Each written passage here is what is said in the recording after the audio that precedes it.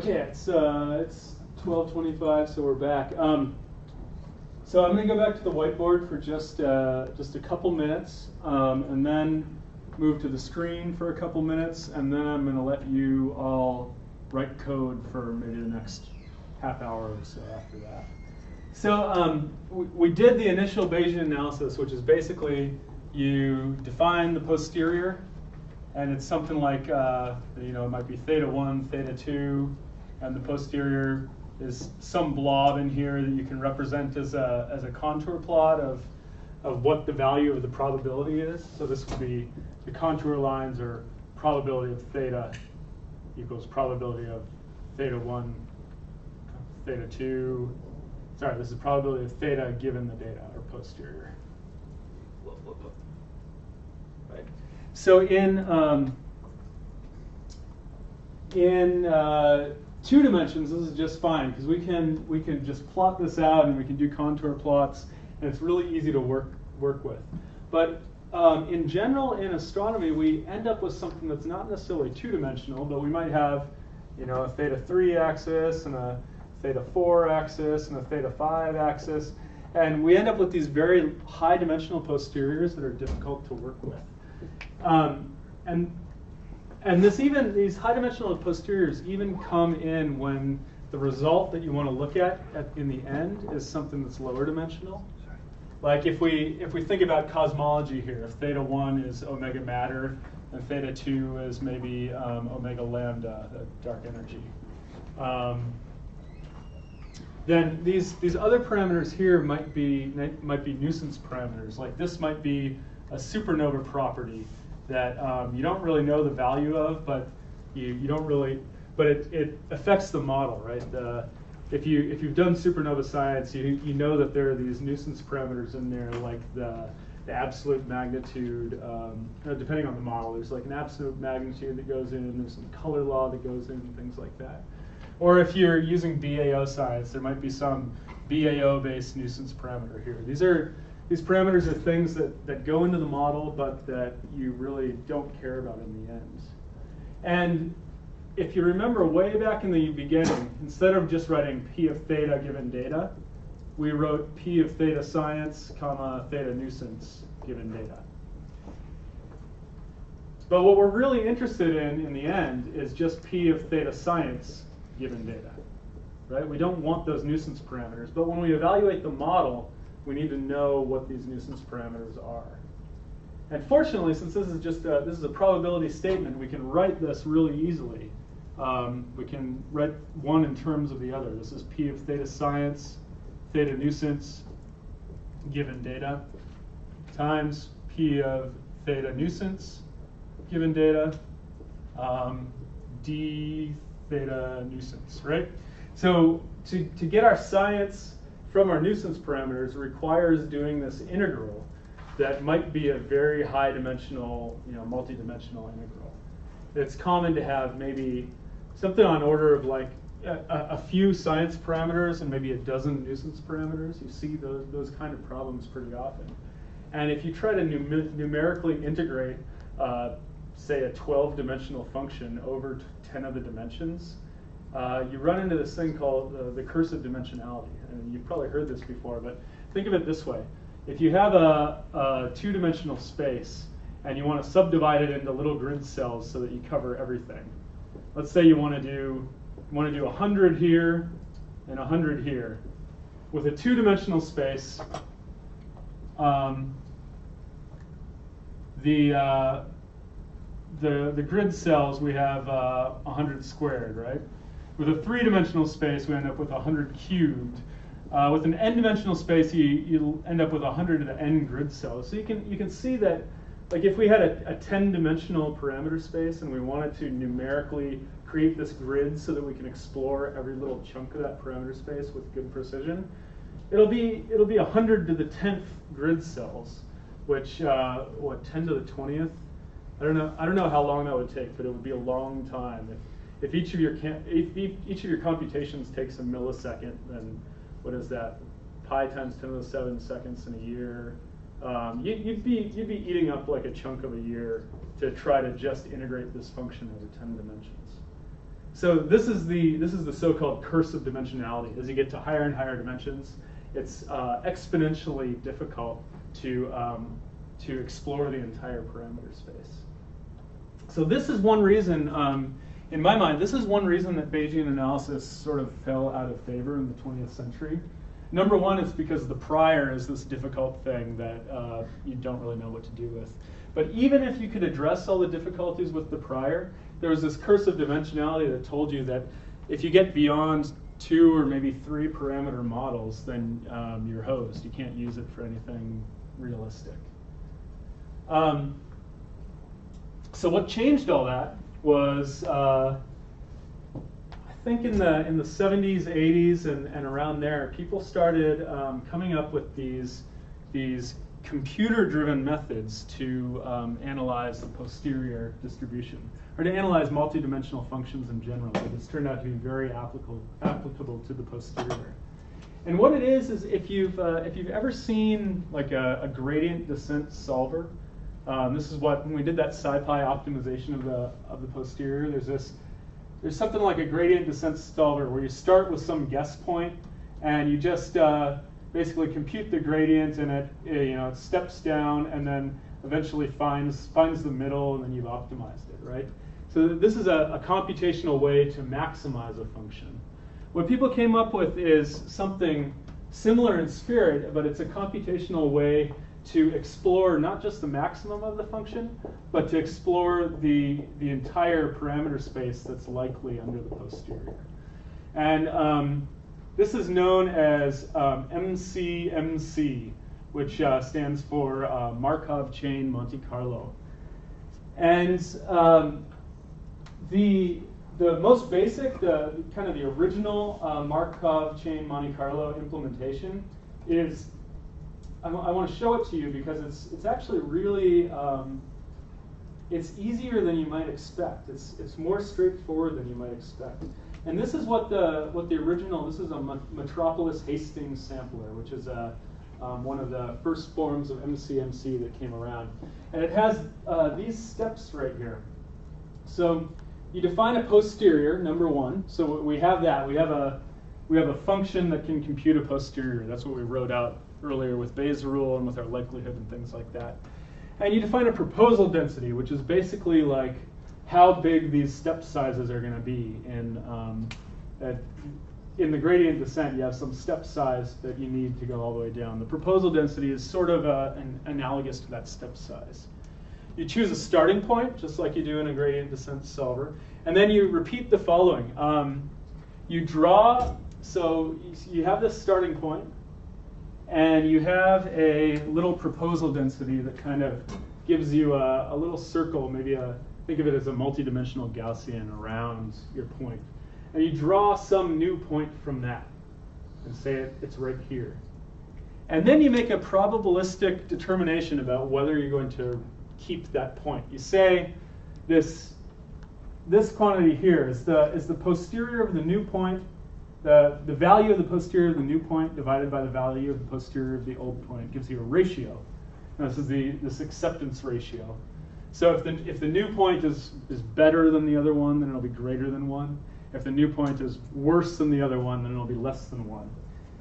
And unlike in a gradient descent type algorithm, you don't only keep it if it's better.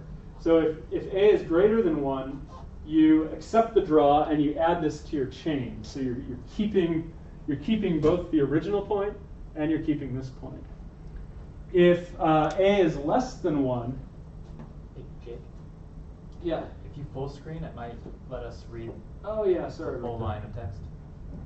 Yeah, I made it too big. Or yeah. Yeah. So if A is less than 1, like if you're getting farther away from the center, then you use that ratio as a probability of acceptance.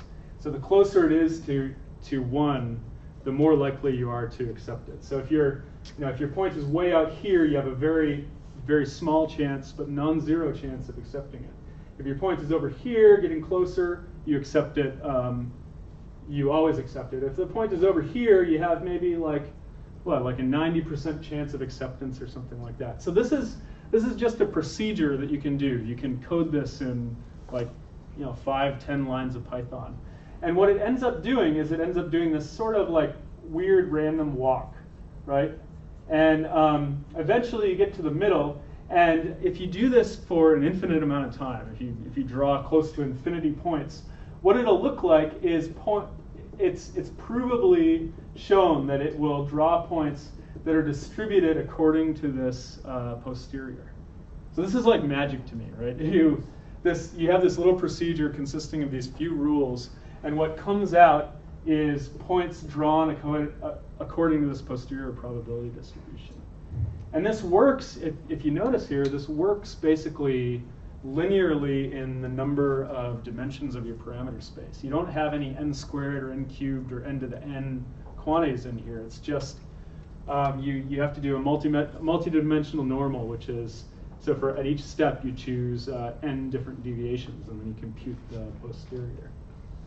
So what this means is this is something that actually works in high dimensions, and it's a procedure that you can code up relatively simply. You have to make some choices about the proposal distribution size, but in the end, you're guaranteed, if you go long enough, you're guaranteed to find points that are drawn from your posterior distribution.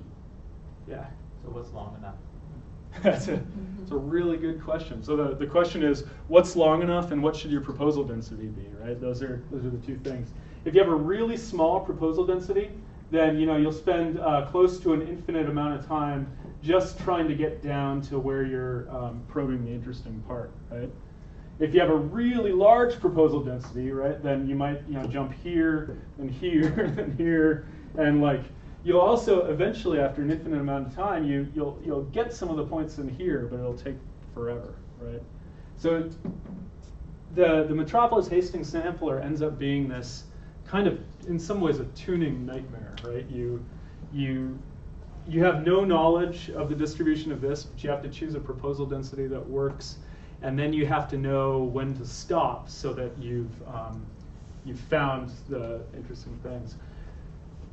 So luckily, there's been some very smart people thinking about this for decades, and they've come up with more complicated approaches to these samplers that do things like auto-tuning the size of this step. Yeah? How do you choose the starting point? Yeah, that's the other thing. You can choose the starting point wherever you want. But if we happen to choose a starting point out here, then it'll take a long time for our chain to go all the way and find it. What's often used is integration of a posterior over high dimensions is hard, but optimization of a posterior over high dimensions is not that hard. So you can find the maximum a posteriori point, the maximum of the posterior point, and use that as your starting point. So one thing I should say is this MCMC operation is not designed to find the maximum. It's designed to find and characterize the entire extended distribution. Because especially in astronomy, it's not the maximum that matters. What matters is finding the fact that omega matter and omega lambda have this kind of correlation given our data. Our uncertainties are correlated in this way, and that's what the posterior tells you. Yeah? What if there are multiple local maxima? Yeah, that can happen too. And even if there are multiple local maxima, MCMC should be, in the infinite limit, these procedures will find and characterize the whole thing. In practice, if you have if you have a distribution that looks like this in one dimension, if this is x, this is p of x, in practice, you can, if you don't go long enough, you can get stuck right in here and never find this other peak. So those are tricky things if you have kind of weird, ill-behaved posteriors. But then the thing that comes out of this, when you have this sample of the multidimensional posterior,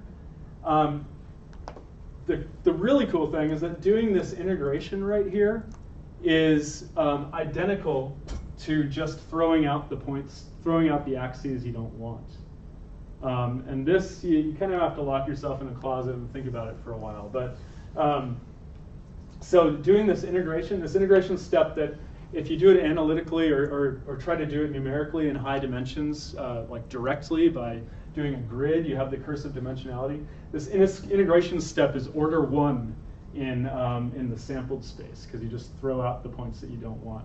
If you think about having like a big basketball of points, if you're throwing out this dimension right here, it's equivalent to just collapsing it into a pancake. And then you turn and you have your distribution of points right there. So that's the power of this MCMC. You give it your full high dimensional posterior, you give it a function that can compute your posterior distribution in high dimensions. You stick in this procedure and it samples, it gives you a whole bunch of points that eventually will actually describe the entire multidimensional posterior. And then in the end, you squish out all the dimensions that you don't want, and you have your scientific result. And you can draw some lines around it and make your banana plot and get your cosmology Nobel Prize. So, Yeah. correct me if I'm wrong, what you're saying with this then is that if you have no idea like which variables are the most prominent in changing what you're looking for, you can use this to determine like your top 2. No, it's not that Okay. it's not that you're determining your top 2. It's that if you have a model that depends on other variables, like if we'll have a concrete example later, but it's like if you Basically, you are deciding the variables you care about. yeah. And so then you can, so for instance, Jake may care about omega matter and omega lambda, but I may really actually care about the supernova parameter. So Yeah. I can take the exact same posterior and sample it over the supernova parameter and get what I care about and just ignore Okay. what the So you're distribution just, has like- to say about omega matter and omega lambda. So in your case, you're just choosing to like I'm hold cla- down I'm- your basketball in a different Yeah, direction. exactly. Okay, cool. Collapsing the data on a different axis, essentially. Yeah. And yes, I want to show you, what I want to do next is show you in practice what this looks like. There's this excellent Python package called the MCMC Hammer that was written by Dan Foreman Mackey when he was David Hogg's grad student. And Dan, if you don't know Dan, he's done this incredible work over the last couple of years on using extremely complicated Bayesian analysis to pull information out of the Kepler survey that I don't think anyone thought you'd be able to actually get out of the Kepler survey. And because of this, he's been doing very well. He was a postdoc at UW with a Sagan Fellowship, and now has a post at some new institute in New York. But he's doing amazing things, and he wrote this MCMC package so that the rest of us can do this sort of analysis really easily. So I want to pull that up. And what I'm going to do now is I'm going to show you. I'm going to go through the same problem we just did directly. That we plotted up the slope and the intercept for the linear fit. And instead, I want to go through this example using the MCMC sampler. And then what I'm going to do after that is give you guys we'll have maybe 30 or 40 minutes to jump in and try a slightly different problem where the model is not 2-dimensional, but a 3-dimensional model. So that's slope, intercept, and a nuisance parameter. And you'll get to jump in and do get your hands on the keyboard to do that. So this MC package, if you go back to the Bayesian astronomy page and click on number 3, Bayesian modeling with MCMC. This has all the links here, so you can follow along with this. But it's this MC package that's linked right here that I'm trying to click it. Why isn't it working? Huh. Open link in new tab. There we go. So this is the Python package that lets you do this. And to actually use it, you'll need to do you'll need to install it, and you can use pip with that. So if you go you just do pip install MC. It should download and collect it. It's a really lightweight package, so hopefully you won't have any installation issues with that. But so you can, I would just watch and follow along right now, and then in a second when I set you loose, you can start installing these things and downloading the notebooks and trying it yourself. So, oh, I need to actually use this notebook so I can run it.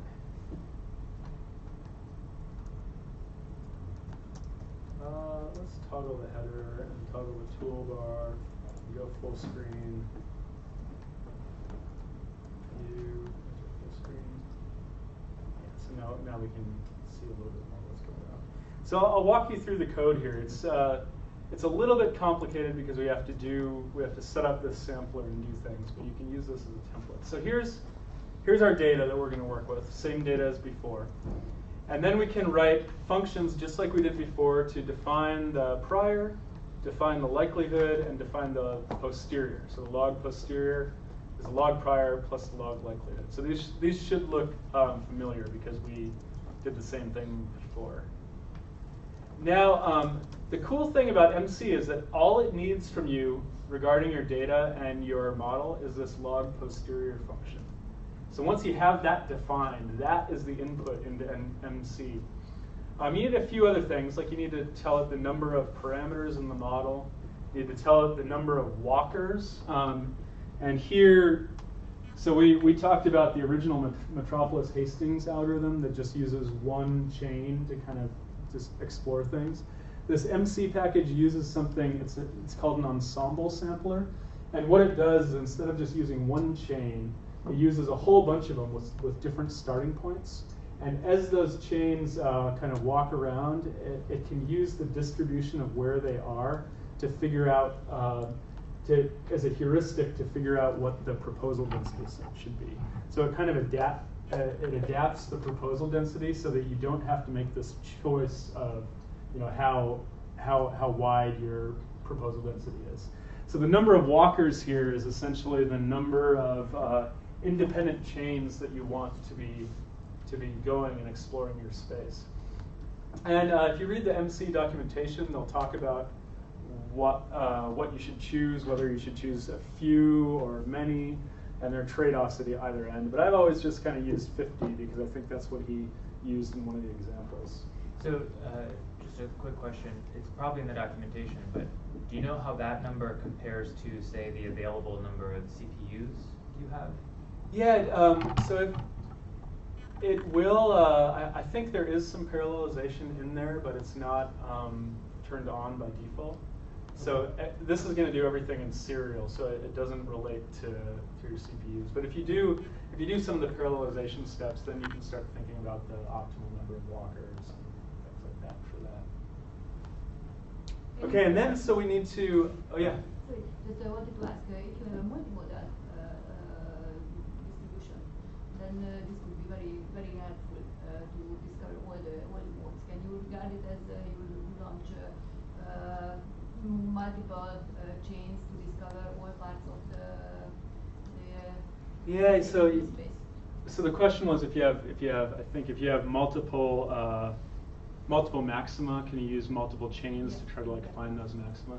And in practice, that doesn't really work, unfortunately, because let's say you have two very distant maxima, then your distribution of walkers will be split between those, which will make the proposal density kind of this long thing that's affected by the absolute location of all of those. So if you have really distinct multiple local maxima in your posterior, it's still kind of an open question in these MCMC approaches. It's hard to do it well, and there's some recent research in the last maybe 5 years or so that tries to address that. There are things you can do, like once your chains find two different maxima, then you can split the space and treat it as two separate problems, and there are things like that. But I'm not aware of any best practice with that yet. I have heard about something called multi-nest. Multi-nest, yeah. So that's. So that I think that would But yeah, in general, that kind of stuff is still relatively difficult. Okay, so what we need to do is start the guesses somewhere. And I'm just doing normally distributed random numbers. It's the number of walkers by the number of dimensions. So you have this little matrix where each row of the matrix gives you the location of one of the walkers. And then it's all you have to do for MMC is just these couple lines of code. You create an ensemble sampler. You tell it how many walkers there are, how many dimensions there are. You give it the posterior function. You give the arguments to the posterior function. So this is how the data gets into the posterior. And then you run MCMC from the starting guesses and tell it how many steps you want it to take in each chain. And that's all it comes down to. And we can then plot these samples. And what I'm showing here is that this is where each of the chains start. So this is the intercept on the top and the slope on the bottom. And this is their location, the location of each chain at the start. And as time goes on, you can see that they basically trend towards somewhere around the maximum of the posterior. So there's 25. 25 is the intercept that we put in, and 0.5 is the slope that we put in. And so this is really good. If you go and you plot your MCMC chain and you see something like this is great, because what you've seen here is that there's some sort of convergence, right? It started out all haphazard everywhere and ended up converging to this value where past a certain number of steps, it seems to be relatively stable, right? It's walking along that whole probability distribution and not doing anything strange out here. So this is where and using MCMC is a little bit less of an art or a science and more of an art. You have to sort of decide where you're going to cut this off and decide where you think your chains are stable. And so here it's pretty clear. Like you can say at 100, I think this is pretty good. But there are issues with this, right? It might be that there's some maximum. So in the intercept, there might be some maximum down at minus 100 that you're completely missing. And if you gave your walkers enough time and did a whole lot of samples, then eventually they might hit that. So you have to be a little bit careful about this interpretation and running things long enough. And this is where it's a little tricky what the best practices and what the best recommendations are. But for this it's relatively simple, and we can see that the chains have stabilized. So what we do. This section here, where the chains are kind of going from their starting points to the stable, this is known as the burn-in. So the burn-in is how long it takes the chains to get to a point where they're accurately reflecting the posterior. And what people will generally do is discard the burn-in phase and then start over. So, and this is what I'm going to do here. I'm going to reset the sampler, and that basically says throw away all this data and just use the current positions at the end here as the starting positions.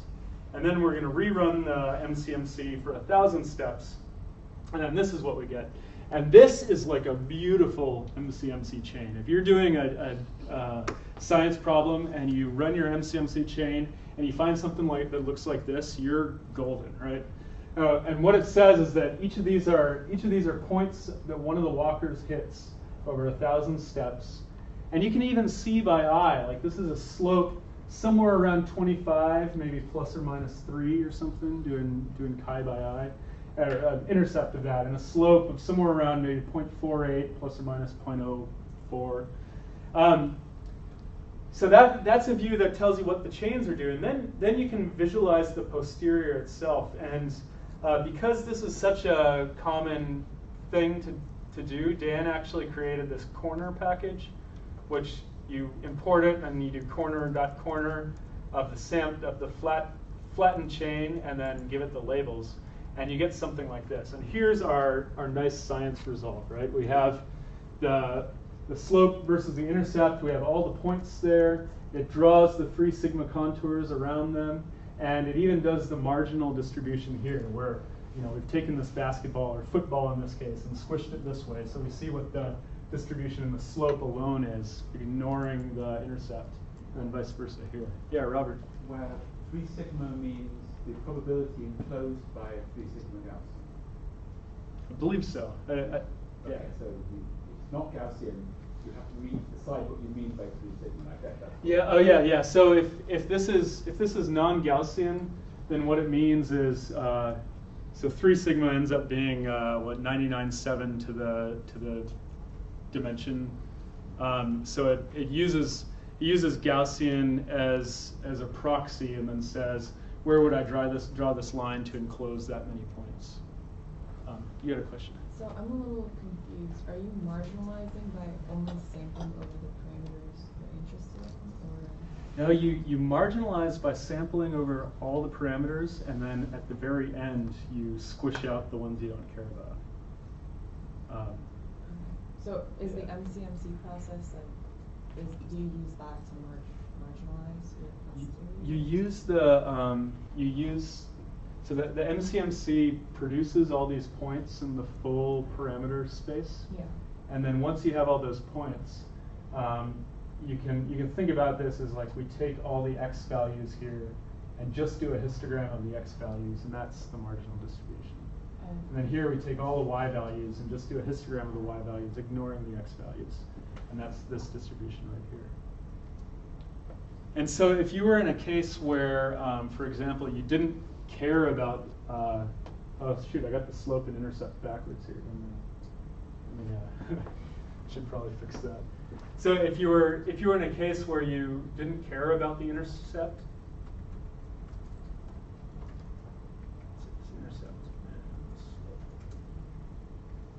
there, that's better.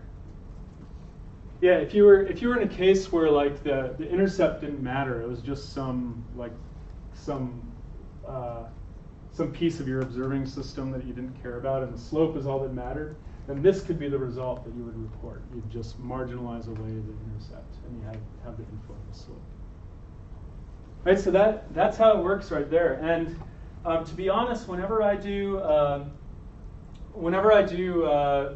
Bayesian analysis with MCMC, I use some notebook like this. I go to one of my old analyses and I copy this thing as a template, and then I just change it for whatever my posterior is and whatever my number of dimensions is and things like that. So that's what I would hope you would do is take a copy of this. I did want to show one other visualization of the posterior. This one is helpful. The other thing you can do. Can I ask one quick question? Yeah. Do we pip install corner or? Yeah, you can, just like MCMC, you can, or just like the MC package, you can pip install corner, and it'll download right there. Okay. Yeah, thanks. Where did it go? There we go. The other way that's useful to visualize models sometimes is to plot samples from the models on the original data space. So what I've done here is each of these little gray lines is some point in that sampled posterior. And each point gives you a slope and an intercept, and then you plot that line on there. And you do that maybe 100 times or 1,000 times, and it gives you a nice visualization of what your model error is given your samples. So this is just a nice way to see what kind of visually what the uncertainty in the resulting model means. I'm gonna jump in and make a quick comment. Yeah. I forget what the package is called, but there is a package you can use that will essentially draw the sort of mean from the posterior, as well as just the outlines of, say, like 95% confidence interval or something like that. I'm going to be talking about visualization tomorrow, so just as a quick aside, I strongly prefer this method that Jake is showing as opposed to just showing the 95% confidence bounds, because when you're looking at this particular plot, you can actually see what the individual draws look like.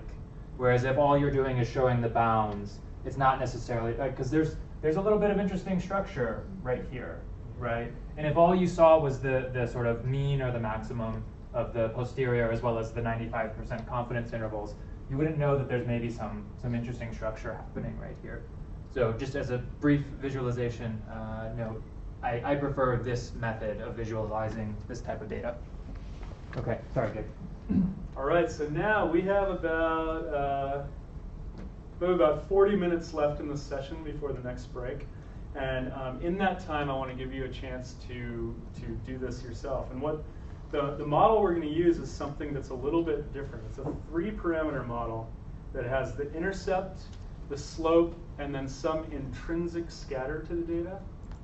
So this sort of thing becomes important in astronomy because your observation errors sometimes aren't the only thing that's making your data deviate from the model. There might be, like you could think about, there's the average type of G star that's out there, but intrinsically there are variations even within G stars, and then you have the observational error on top of that.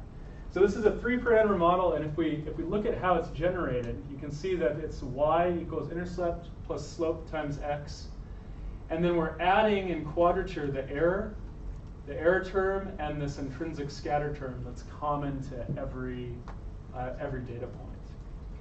And so what this looks like effectively in the end is that you have, it looks like it could be the points are drawn from a line, but the error bars are underestimated. But so if you tried to just fit a line, an mx plus b line to this, you would end up with some statistics saying that the line doesn't fit the data very well because the errors are underestimated. But it's because the true values of the data are actually scattered about that line. So this data, the way this is with these 3 parameters, you can define a probability that takes into account that intrinsic scatter.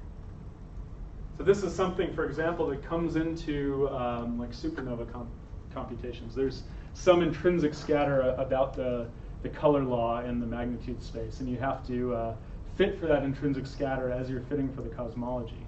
And then in the end, what we'll do is we'll marginalize out that intrinsic scatter because we don't really care about it, and have the best fit slope and intercept. So this is what the model, this is what the likelihood looks like. It's just the same as before, except that we have the intrinsic scatter in the denominator here, and we have the intrinsic scatter here in the denominator of the constant out front. And just mention that if you look through the literature on what a non-informative prior is on an intrinsic scatter term like this, it's a flat prior is not non-informative, but it's actually this 1 over the scatter thing that's called a Jeffreys prior, and you can read about that in other places. But for now, I'd just say you want to define a prior that uses that form. And the rest of it is just like what we've seen before. You define the prior, the likelihood, the posterior. We go in here and you can copy from above the setting up the MCMC chain. You can visualize the chain and see where they've stabilized. You can restart the chain after the burn-in to get a clean sample, and then visualize the results with the corner.py and visualize the results with the models plotted over the data. So yeah, ready, set, go. And I'll be walking around, and some of the other instructors will probably be walking around too to help out.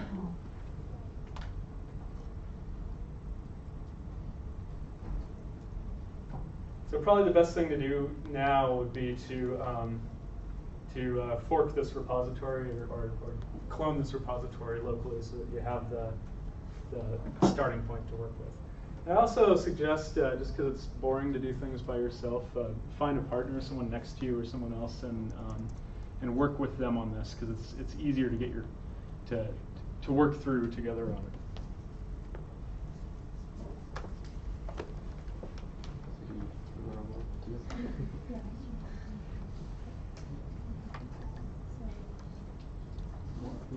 This is part of the log magnitude. Without this function.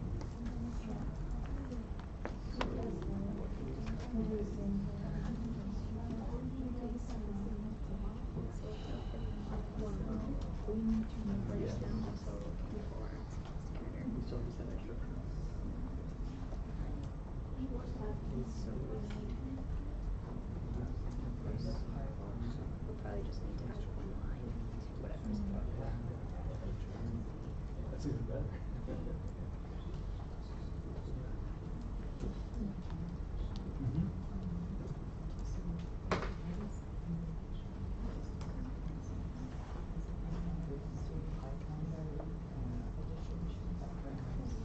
Yes, the motivation is that it's very hard to marginalize parameters if you don't have any changes. So if you try to marginalize it just the expression of the posterior, it ends up being n-dimensional. Yeah, that's what it ends up.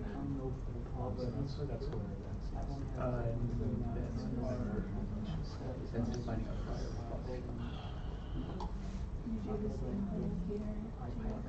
Right. So, okay. That's,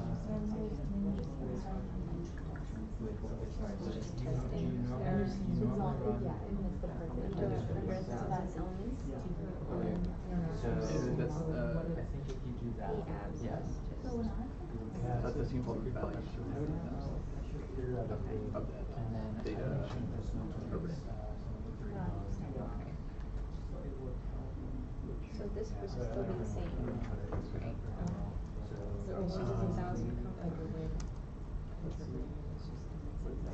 three-dimensional, theta's three-dimensional, it's two-dimensional here.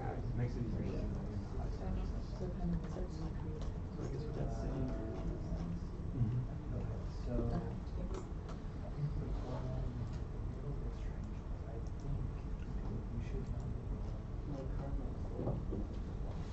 Oh, I see what you're saying. Okay.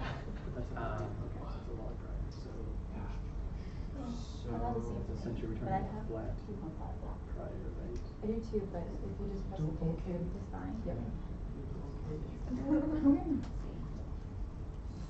Well, but then he was just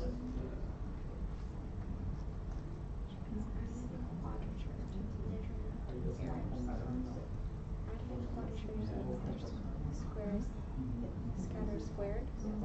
I don't have. Yeah, what is Seaborn? Seaborn's a plotting package where we'll talk about that. But he was just saying. You can, Okay.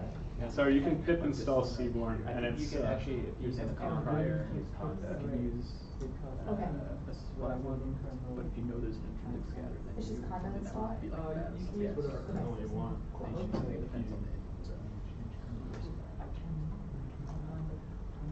I think if this prior You're would just welcome. be that third element in the Yeah. theta. So instead of saying a flat prior because there are other elements, it didn't matter what they were. Now we should have a prior that's an actual like universal function because we know that intrinsic scatter is going to affect our right? Okay. That makes sense. Yes, I'm just trying to. It made sense to That's me just whenever I gonna be said. one column. Yeah, so you've created a kind This of guy Yeah. is just in there. Yeah, but it's not showing up.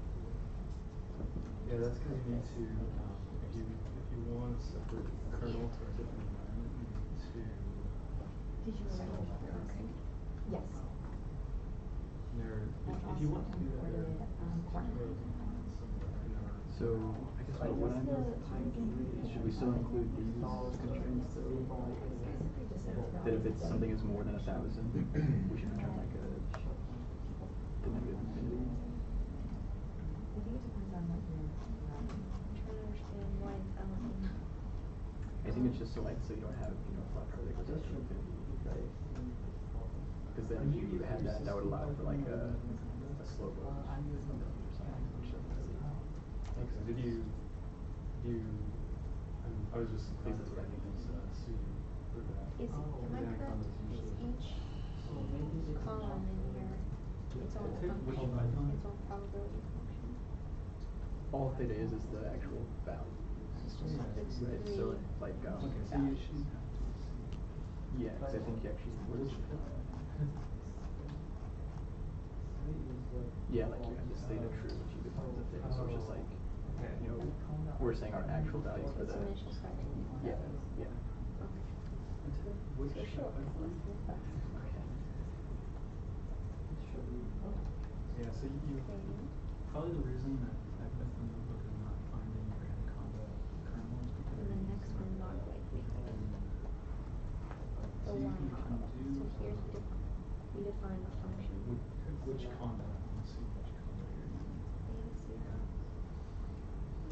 So you can do conda install IPython dash notebook or open space in there. And So we're going to have now scatter. then you should be using things called what's on your system. So now which We don't need to pass one. We can just draw from something. Is it still this equation and then theta 2 and then comes in Software here.